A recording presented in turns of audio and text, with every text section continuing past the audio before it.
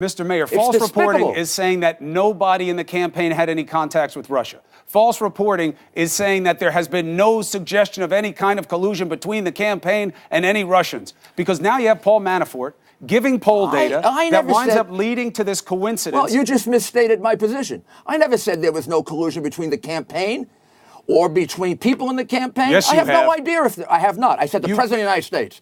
There is not a single bit of evidence the President of the United States committed the only crime you could commit here, conspired with the Russians to hack the DNC. First of all, crime is not the bar of accountability for a president. It's about what you knew, what was right and what was wrong, and what did you deceive about. Those are going to be major considerations. The president did not. He said nobody had any contact. Tons of people had contact. Nobody colluded. The guy running his campaign he didn't say was nobody. Working on an issue at the same time as the convention. He said he didn't. He didn't say nobody. How would you know that nobody in your campaign? He actually did say that, Rudy. He said nobody, and then he said, as far as I know. That, he said it in a... Well, as far as he knows, that's true.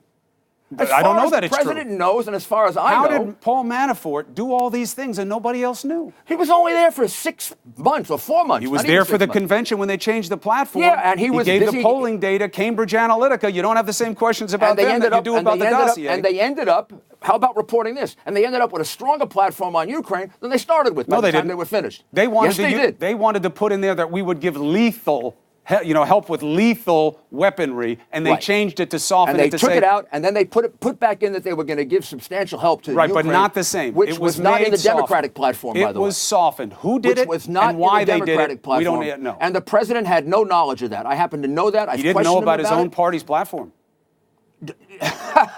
Chris, come on. You've been around politics to know candidates don't know a damn thing about the platform. They don't pay any attention to the platform. I was raised by a guy who would have corrected the punctuation in the party platform. Maybe was different, but I've been with a lot of presidents and a lot of presidential campaigns, and the platform they pay no attention to. They care about their acceptance speech. That's what they're spending their time on. Fine, but be that as it may, there are two coincidences to answer for. The first one is Manafort is viable at the head of the campaign when that's going on. Then he's viable at the head of the campaign, giving polling data that winds up having the same faces and places targeted by the campaign that are targeted by Russian trolls. How is that not collusion? It's not collusion. How is it not? Well, because polling data is given to everybody. I mean, you shouldn't have given it to them. It's wrong to give it to them. It's not given to everybody. And I can't speak for Paul Manafort. Of course it is. First of all, the most inappropriate, the most inaccurate stuff is internal polling data. All of it is cooked to make the candidate feel good. They wound up coming to the same conclusions about whom to target and where. If you give people who are trying to interfere in an election information about where to target and whom, you don't see that as collusion. Not with the President of the United States, not with Donald Trump. Donald Trump at a wasn't giving minimum polling with his data. campaign, and the question becomes, what did the President know? He and I didn't know about that until... I'm not saying you did. I'm asking about the President. He didn't. He did not know about it until it was revealed a few weeks ago in an article. I still haven't seen the testimony. I've seen the article, which is based on leaks. So I don't know what was actually said, what was actually done. At this point, I have no real solid knowledge anything like that was done. All I have is what was leaked to a newspaper, probably unethically leaked to the newspaper. Like that counterintelligence report was leaked to the newspaper. And the reporters never bothered to ask if they started a counterintelligence, if they started an investigation, a counterintelligence investigation, a year and a half ago. Don't you think as a reporter you would ask, what was the conclusion of that investigation? No, they handed it off to Mueller. No, they didn't. You can't hand off a counterintelligence, national security investigation to a prosecutor. Absolutely not. That means you found no. Chris, I worked for the Justice Department for 18 years. I know you did. I'm not telling you you don't know the protocols. I'm saying that was... Let me explain. Go ahead. Let me explain to your audience the truth about that. Please. The truth about it is that if you're doing a counterintelligence investigation and you find any evidence of breach of national security, you got to follow up on it. You can't refer it to a prosecutor because you have to quickly report that to people in authority so that they can protect America against a national security breach. They found no such breach. All right, None. Look, I take your opinion. None. I take your opinion on it. The New York Times left the innuendo. The New York Times left the innuendo that they might have because they didn't report that investigation found nothing.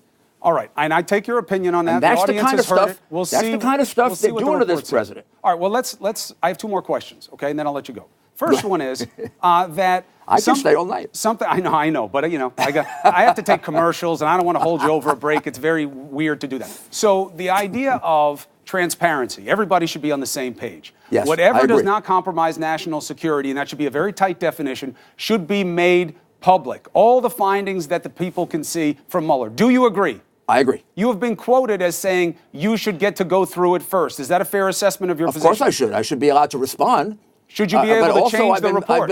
I've been misquoted about it also. How so? I said, because I don't want to change the report. Okay. I want to respond to the report. Okay. Wouldn't you want to respond Separately. to the report if it was about you? And don't you think it's fair that we get an opportunity to do that? Absolutely. So I have no control over what Mueller's going to say. Let him say whatever he wants. I have no control over what's national security, what isn't. The government's got to decide that. As his lawyer, I'd honestly like you to see the whole report. Me too. Because I think Jay and I can knock the hell out of it. Well, look, because and you should have that opportunity. I'm just saying illegitimate. nobody should change the report itself. Of course not. Before the people get to see it, and you agree with that on the record. Of course, yeah, and to have one of those senators yesterday suggest that is totally ridiculous. First of all, they wouldn't let me change the report. Secondly, I've been a lawyer too long to think I'd ever do that. And third, I want them to write the garbage they're going to write because I want to answer it, unless they surprise me and they do a fair report, which I'm hoping to God they do. Look, and you heard what Mr. Barr said yesterday, right, about Bob Mueller, right? I heard what he said about Bob Mueller. Imagine him doing anything that would justify removing him or improper conduct. Do you agree with that about Bob Mueller? No, I would not say I can't imagine. I would say that the president has not removed him. And this whole idea of obstruction is really stupid because the investigation has come to an end and nobody's obstructed it. I don't think the investigation's come to an end. Look how much was redacted in those Manafort papers. If it hasn't come to an end, it's certainly come to an end on collusion. They either have it or they don't have it. How do you know? We just learned the Manafort stuff, and it's the most damning stuff to date. That's not collusion and hacking the DNC. But that's not the bar. Were you doing something inappropriate? No. Look at the mandate for the special counsel, Rudy. It doesn't say crimes. It says contact. It says coordination. It's not just crimes. The American people, because the bar of proper conduct in government isn't a felony. The Justice Department doesn't do ethics investigations. A special counsel can. It can be part of their mandate, and you know that. It's right in Section 600. They're doing a criminal investigation, and if it leading to impeachment, it has to be a high crime or misdemeanor. That's true. Not an ethical violation. That is a political standard. They have gotten so beyond their scope that it's absurd. How has he gotten beyond his scope? Ethics, how has he gone beyond his scope? Yeah. At least four degrees of separation. He begins with collusion.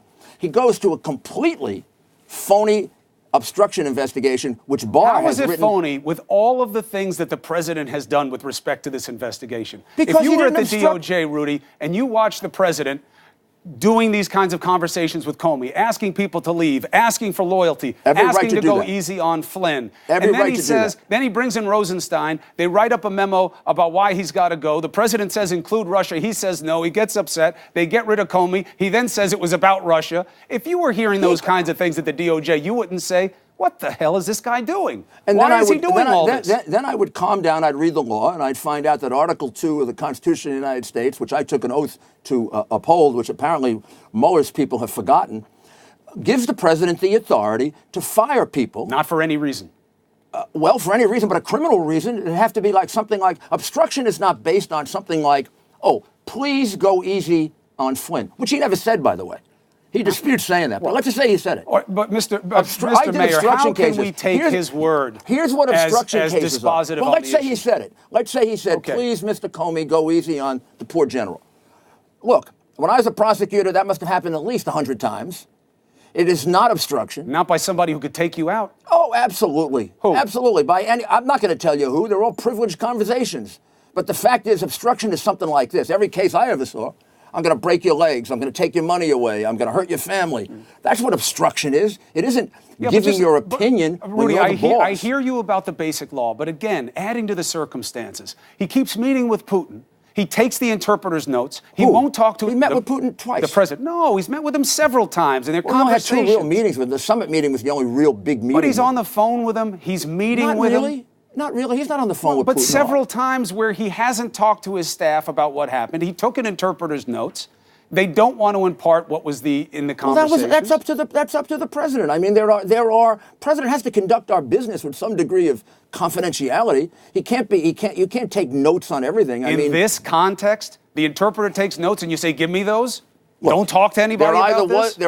If the collusion happened, it happened a long time ago. It's either provable or it's not. It is not provable because it never happened. What do you mean if it happened? I thought you used to say there was absolutely no chance it happened. I'm telling you there's no chance it happened with the president. How do you explain Manafort? But it's his campaign, Rudy. Doesn't that matter?